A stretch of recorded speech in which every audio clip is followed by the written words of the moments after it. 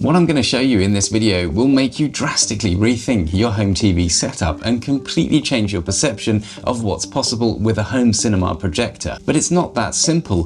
The home theatre community has some secrets it doesn't want to talk about that I think are making the leap into projectors for home cinemas really confusing and misleading and potentially very disappointing for a lot of people. In this video, I'm going to do a deep dive into how this new ultra short throw laser projector from XGIMI can let you recreate a cinema experience in the comfort of your own home with no permanent changes to your room, and how the design of this projector solves this massive issue with normal projectors that no one seems to talk about.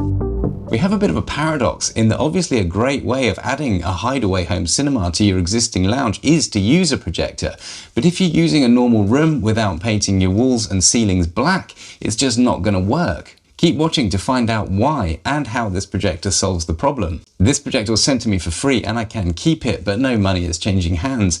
I'm obviously very grateful, and out of politeness this video will naturally be on the positive side. But my commitment to you that this is still a fair and honest review is simply that if the product wasn't any good, I would have sent it back and not made the video. And I'm certainly not going to shy away from discussing its shortcomings. As it happens, there is only really one, and that is an issue that is inherent in the technology used, I think, by all USD projectors at this price point. But it's still something you should definitely be aware of. If you decide to grab one of these projectors or screens, you can use the links in the description to support the channel. I'm an old school film buff. I'm obsessed with things like frame rates, color science, and the art of cinema itself. So I've always had a real interest in home cinema setups.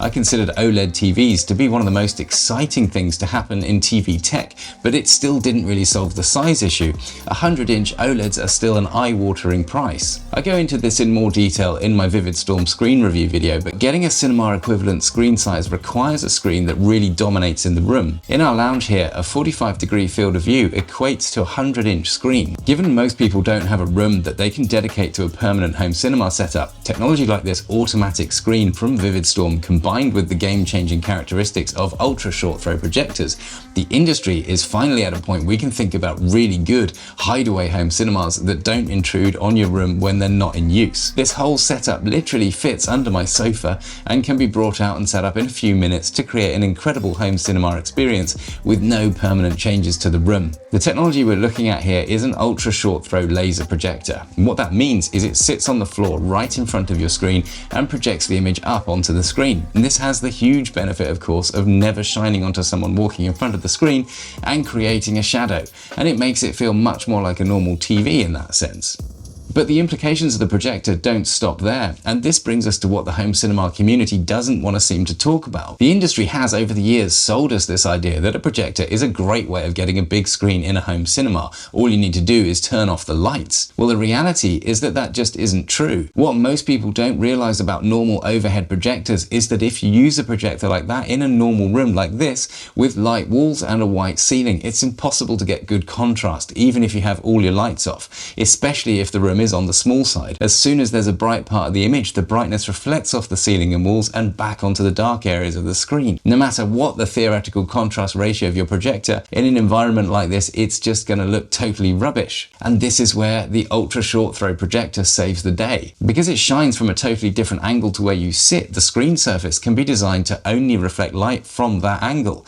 And this means it rejects light from other angles, and this has the game-changing effect of fixing the problem of the projector's own light destroying the contrast on scenes with both light and dark in them. This type of screen is called an ambient light rejecting screen, or ALR. So even though the projector can actually project a pretty good image onto any surface, including a regular wall, it's really important to get a proper ambient light rejecting screen like this one from Vividstorm to make the most out of it. Vividstorm seem to be totally dominating the motorized ALR screen market, and it really works too, as long as you understand that you're still dealing with a reflective surface. I don't mean you see actual reflections on the screen, but it is of course bouncing light back at you. It really isn't going to look anything like an OLED in daylight, and it's not even close. For me though, the real point of a setup like this is to create a proper cinema experience in a normal room with the lights off, and this is what it achieves to spectacular effect.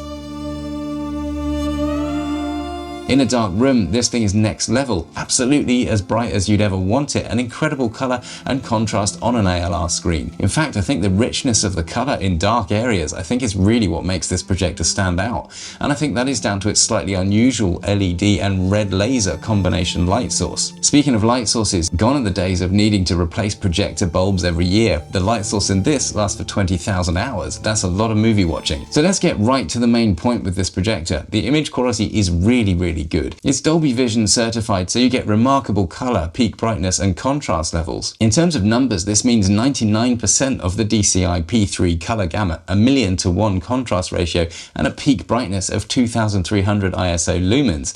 And it can project all of this on up to 150-inch screens. And it also supports 3D. One thing to note is if you're anything like me, you'll want to immediately turn off any frame smoothing which comes enabled as a default. For Dolby Vision sources, this is done in picture settings, Dolby Vision, custom, motion compensation. Then interestingly, once you turn it off, you can then go back to the dark or bright presets and it stays off. For other sources, it's in picture mode, then you click into your current mode and make sure that motion compensation is off. This projector is also a native 4K projector, and that really shows. The natural sharpness of the image is just spectacular. It really made me realize how underutilizing the 4K resolution my 55-inch OLED is at the same viewing distance. And what all those numbers translate to is the closest I've ever experienced to that cinema feel in the comfort of my own home.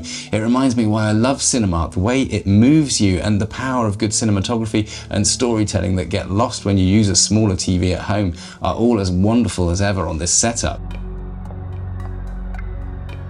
The overall build quality of the XGIMI projector is a standout feature too, and it has a motorized dust cover, which of course for an upward facing lens is a serious feature and far from a gimmick.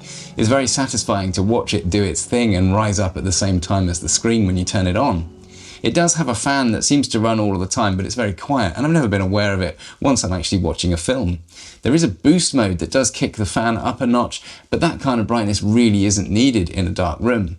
The fan will be quieter if you have lower brightness levels in general as well. We have three more key areas that are worth talking about with this projector. The first is it has some really advanced calibration systems. It can automatically focus itself and correct the keystone, and can even use an image taken by your phone to correct for wall flatness, which is useful if you do want to use this on an imperfect wall or if your screen isn't quite flat. But this is a problem you're very unlikely to have with a Vividstorm screen though, with its tab tension design. The second thing to talk about is the built-in sound system. This is a 60-watt Dolby Atmos certified system by Harman Kardon.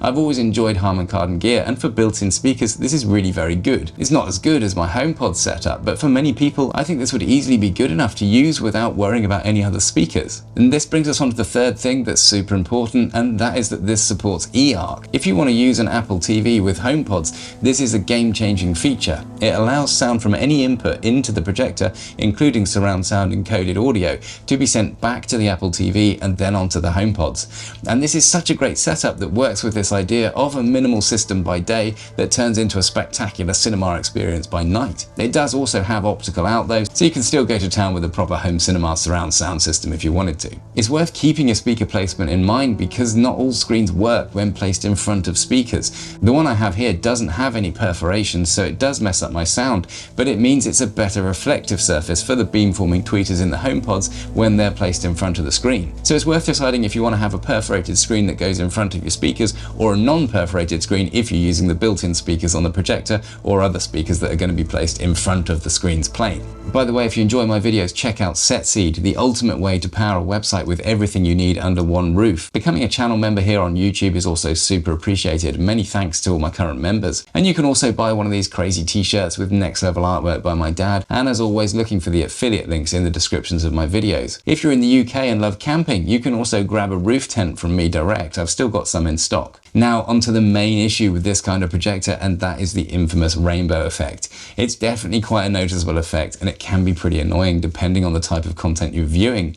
It mainly shows up when you move your eyes rapidly from point to point on the image, and it's most noticeable when you have bright shapes on a dark background. So when you're reading things like subtitles on the screen, you can really notice it. I think different people experience this effect differently, so it's going to be a case of testing to see if you're happy living living with it given the overall package at the price it is. If you watch a lot of films with subtitles, you might feel it's not really the right technology for you. Unfortunately, there are a great many different types of technologies used in these types of projectors, so it can be quite hard working out which characteristics you're going to get from a given machine. Overall though, for use in a dark room, even if it's not a dedicated cinema room, this gives an incredible picture, brilliant calibration tools, excellent built-in sound, and a really wonderful experience overall. For more details on the Vividstorm screen, you should watch this video next, and I'll see you there.